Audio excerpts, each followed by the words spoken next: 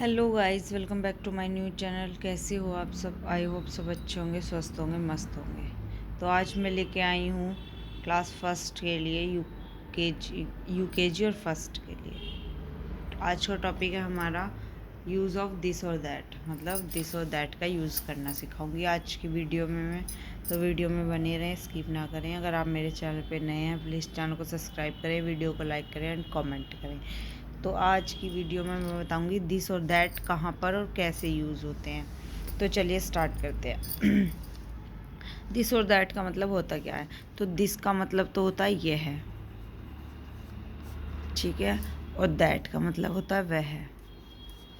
तो अब ये यूज़ कैसे करते हैं हम, वो मैं आपको इस वीडियो के माध्यम से बताऊंगी, ठीक है। तो किस तरीके से बच्चों को सिखाया जाता है दिस और दैट का यूज़। तो चलिए स्टार्ट करते हैं। दिस रेफर्स टू पर्सन और things that is near to you, ठीक है। Example, this is a cap. तो ये कैप है। अब मैं आपको बताऊंगी कि जो चीज़, इसका मतलब है कि जो चीज़ पर्सन मतलब किसी चीज़ को बताता है, जैसे कि जो चीज़ पास में रखी होती है उसके लिए यूज़ करते हैं हम दिस का। तो देखो, जैसे मेरी ये पेंसिल जो है ये यहाँ पे रखी हुई है, तो मैं बोलूँगी इसको दिस इज़ ए पेंसिल। तो दिस इज़ ए पेंसिल मैंने यहाँ पे बोला, अब ये पेंसिल मैंने इतनी दूर रख दी है, यहाँ पे रख दी है, तो इसको मैं अब बोलूँगी दैट इज़ ए पेंसिल, क्योंकि वो काफ़ी दूर है।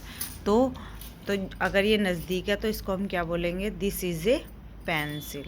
तो यहाँ पे लगेगा दिस का यूज़। क्या होगा? किसका यूज़ होगा? दिस का। तो चलिए अब देखो एग्जाम्पल देखते हैं। This is a cap.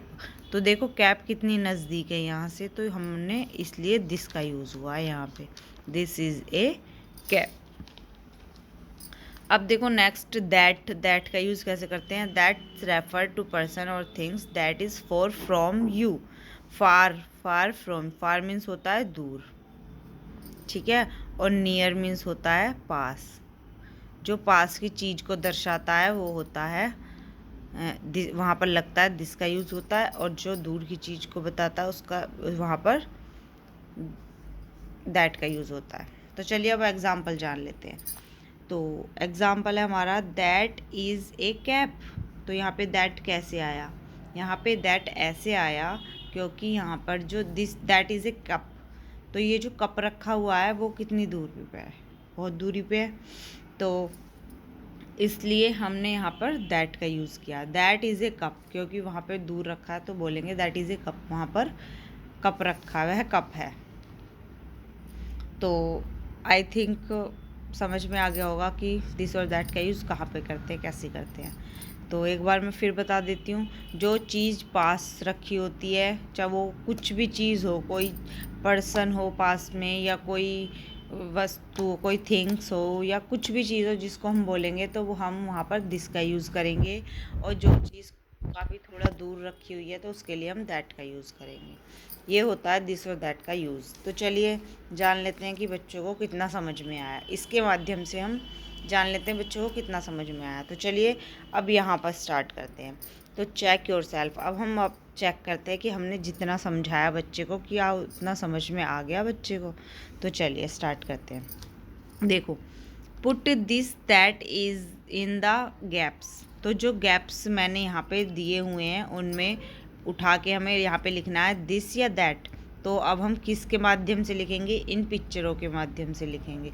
क्यों? क्योंकि इनसे ही हमें पता चल रहा है कि यहाँ पर दिस का यूज़ होगा या दैट का यूज़ होगा। तो चलिए स्टार्ट करते हैं।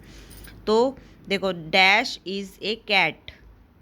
तो यहाँ पर दिस आएगा या दैट आएगा? देखो यहाँ पे कैट पास में है तो यहाँ पे हम लगाएंगे दिस। नेक्स्ट है गैप इज़ ए सन। तो सन देखो कितनी दूरी पे है, तो यहाँ पे हम लगाएंगे दैट, कि वह सन है यानी सूरज है। फिर है dash is a hat. Hat भी देखो काफ़ी दूरी पे है तो उसके लिए भी हम दैट लगाएंगे, दैट इज़ ए हैट। तो देखो नेक्स्ट है हमारा dash is an apple. Apple भी नज़दीक है तो इसके लिए हम दिस का यूज़ करेंगे। जो चीज़ नियर है हमारे पास में है उसके लिए हम दिस यूज़ करेंगे, जो चीज़ फार यानी दूर है उसके लिए हम दैट यूज़ करेंगे। तो dash is a cup, cup भी हमारा पास में है तो इसके लिए भी हम दिस यूज़ करेंगे। नेक्स्ट है dash is a umbrella, umbrella देखो काफ़ी दूर है तो इसके लिए हम दैट यूज़ करेंगे। Dash is a mango, mango भी देखो काफ़ी दूर है तो इसके लिए हम दैट यूज़ करेंगे। और dash is a pan, pan हमारे नज़दीक है तो इसके लिए हम दिस यूज़ करेंगे। तो ये थी हमारी आज की वीडियो। आई थिंक बच्चों को समझ में आ ही जाएगा कि किस तरीके से दिस और दैट का यूज़ किया जाता है।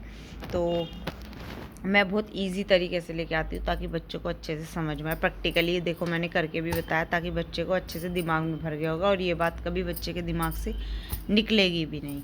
तो चलिए अब इस वीडियो को यहीं पे एंड करते हैं और मिलते हैं आपको कुछ अलग अदर वीडियो में कुछ अलग एक्टिविटी के साथ। तो वीडियो में बने रहें। अगर वीडियो अच्छी लगी हो तो लाइक कमेंट शेयर करें, चैनल को सब्सक्राइब करें। तो थैंक्स टू वॉच।